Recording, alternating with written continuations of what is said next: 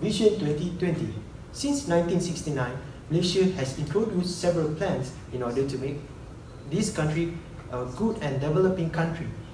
Tun Dr. Mahathir also has proposed this Vision 2020, started by this new economic policy NEP, which is also the first outline perspective plan OPP1 covering the period of 1971 until 1990, following by the phase 1 that is National Development Policy NDP, that is also OPP2 covering the period of 1991 until 2000, following by phase 2 NVP, that is National Vision Policy, that is also OPP3 covering the period of from 2001 until 2010, and lastly is the phase 3, that is New Economic Model, which has the covering period of 2011 until 2020.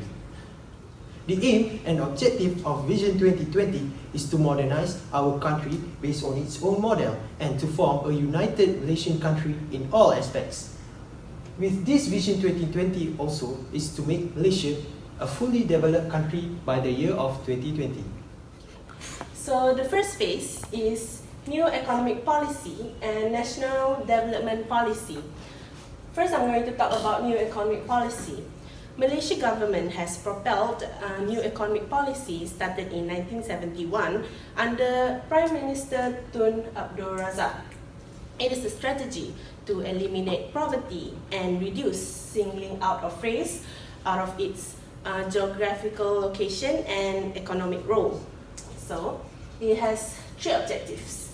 First is to eradicate poverty. Second is to rebuild the society.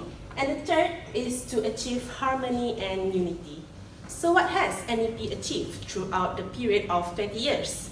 As you can see by this line of Malaysia, it is exponentially bigger than Indonesia, Thailand, and Philippines.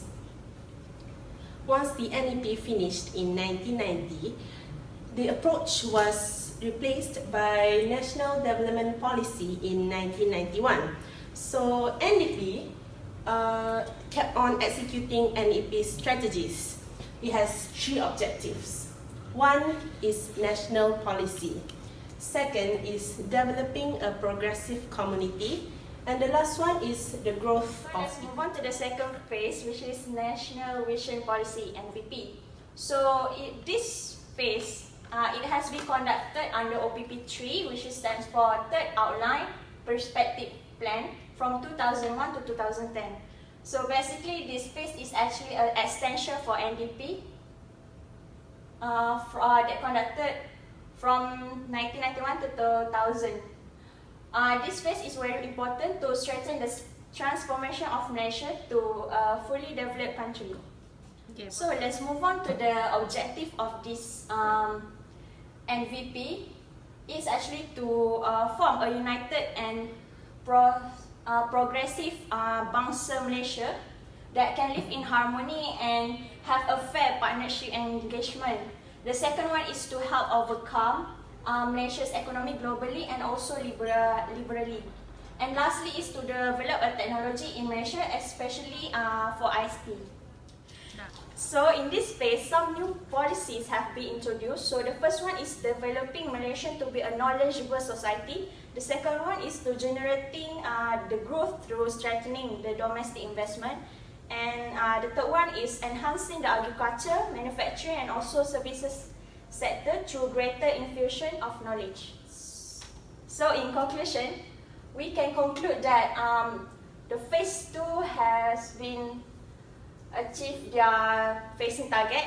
As you can see from the GDP graph, which are from 2001 to 2010, the GDP is quite increasing. Okay. The third and the last phase is the new economic model. The new economic model was introduced by Dato Sri Muhammad Najib bin Abdul Razak in 2010, who was the Prime Minister of Malaysia at that time. The main objective of the new economic model is to transform the economic level of our country and to produce high income and sustainable growth by 2020. It is one of an important pillars in Vision 2020 that will create a future Malaysia with harmonious diversity. There are 8 strategic reform initiatives outlined in this new economic model. One of the strategic outline is re-energizing the private sector. By re-energizing the private sector, it will stimulate a jump in investment in high quality product and services that will increase the economic level of the country. Based on the figure, the number of public sector is represented by the dark blue is increasing from 2011 to 2014. Then the next strategy is producing a quality workforce. It is important to produce a quality workforce to reduce our dependency on foreign workers. To reduce the dependency, the number of local talent should be increased from time to time by giving new skills or enhancing their skills in every sector. It will not only increase our economic level, but it will also provide many job opportunities for the Malaysian. Based on the charts, it shows that the number of foreign workers in Malaysia is decreasing from 2016 and 2017. That we can conclude that our dependency for the foreign workers is decreasing. The last strategy is to enhance and ensure the sustainability of growth. To enhance the source of growth, a new market should be created, and to ensure the sustainability of growth, the natural resources should be preserved and researches should be done from time to time to improve the growth that will increase our economic level. Based on the graph, it shows that the Malaysian GDP is starting to increase from 2010 until 2017. It can be concluded that the new economic model is very efficient to help to achieve the Vision 2020. Okay. As a conclusion, Vision 2020 indeed a good vision. We have set a new and higher goal to our country. However, there are still a lot of challenges faced by Malaysian government in order to achieve the Vision 2020. The first challenges that faced by government is the wide gap between the ethnic.